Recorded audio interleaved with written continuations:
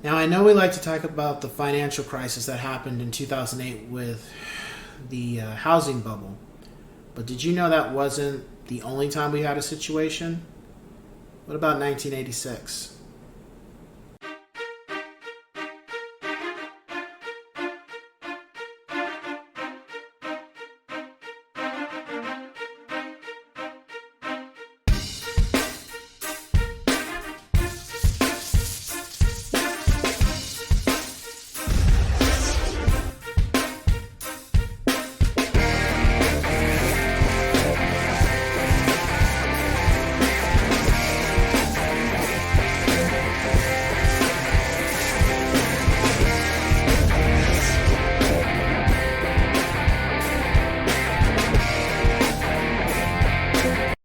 What's going on, ladies and gents in Cyberland? Come back to another real estate educational video. And this time, I'm going to delve into something that happened when I was pretty much 3 years old. I wasn't even privy to that until recently, as I started to work on becoming a better version of myself as a realtor. So, for most people, financial crisis with the housing bubble and what it caused, most people are only going to know about what happened in 2008 and moving forward. Most people are not going to know that that wasn't the first time that something like this had occurred. They're just going to think that that was the only time. Well, that's what I thought until I did more research, and apparently it happened in 1986. And pretty much what occurred was that there was a tax reform act that was done, and it kind of fluctuated the market in regards to what homes and values were, and it caused a stir of problems. And I wouldn't say it fully caused a stir of problems, but what it did do was that it opened up a can of worms that were pretty much hidden at the time. It kind of showed that a bunch of skeletons had been buried, and it kind of opened the doorway to where all of them were buried. And what ended up happening was a bunch of people could no longer pay their mortgage, and properties were defaulting left and right, and it got pretty bad. And as they did digging, they found out that appraisals were shoddy. They were not done correctly. These houses were being appraised for values that they were not. On top of that, loans were being dispersed that they should not have been. On top of that, you had a situation where people could never afford the loan that was being given to them. And where have we heard about this before? Oh yeah, that's right. 2008. And because of that, you had these loans being called in, and the money wasn't showing up. And these people were like, well, I ain't paying it. I ain't got it. What are you going to do? Take my home? I already know I'm losing my home. There's not anything else you can do. And it was a domino effect. And as a result of that, we ended up having some serious reform with appraisals, because like I said with one of my other videos, why appraisals were invented, we would think that things would be fixed and moving in the right direction. And it's like, no, they weren't always moving in the right direction. And there wasn't a lot of checks and balances at the time either.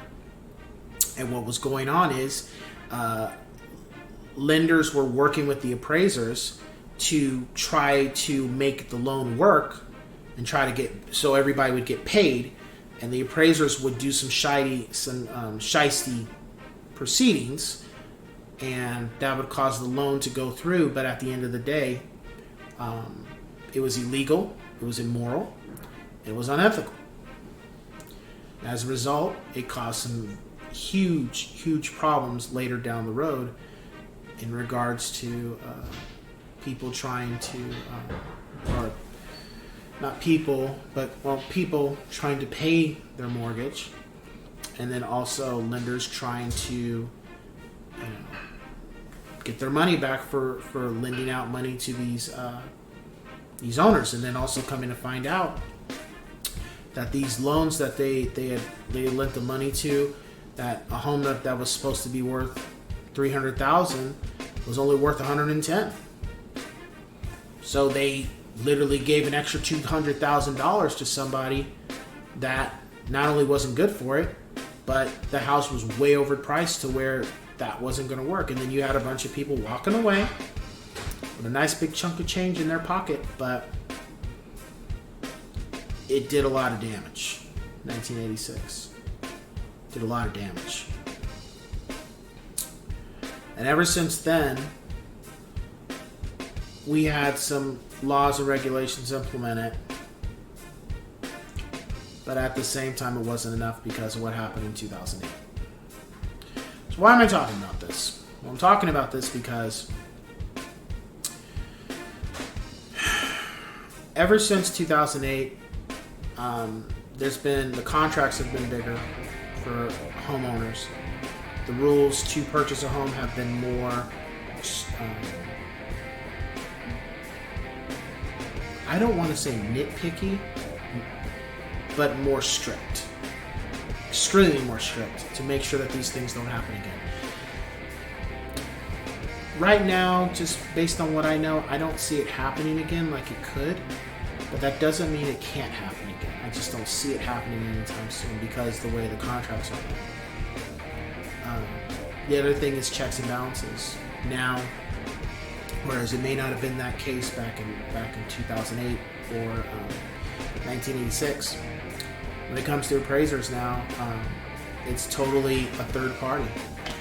You know, my lenders call in the appraiser, but they're not necessarily they don't work together. Like the lender doesn't have the right to influence the appraisal. The appraisal is totally separate. Even I work with lenders and appraisers, I don't know them. I don't have access to their information. I don't have access to their documents. I don't have access to anything. I can't call. I had a situation way back where I needed an appraisal situation to get resolved during COVID, but that was about it. All I could do was be the middleman and try to resolve the situation with the appraiser. I had no control over them. I wasn't paying them. I couldn't stop them. I couldn't do anything in the report. I couldn't change anything on the report. Whatever it was, that's what it was going to be. I had no say over that. Well, all the things I'm saying what I couldn't do, a lot of those things were being done back in 86 and before that point. So it's a different time than what it was. It also just goes to show that even we are imperfect people. And even as we think we're fully grasping whatever it is we're doing, there's always more knowledge that we need to partake in, knowing there's still things that we need to do to be able to reach greatness, and we're not always there like we think we are. It's never, I would say with anything, I don't think there's ever a term to say you've mastered it. I don't think we can ever master anything as a people. I think we can just know more than what we knew yesterday. But I don't think I don't think anything can be fully mastered because we're just too imperfect to where there's always something that we can catch that we may not have caught before.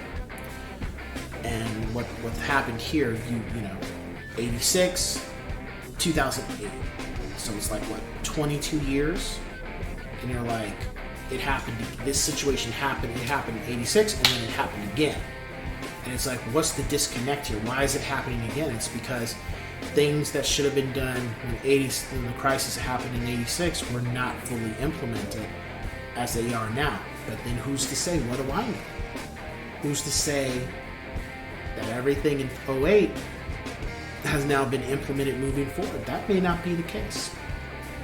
I pray that as a realtor and being a homeowner that things are in place to where it can't happen again, but never say never.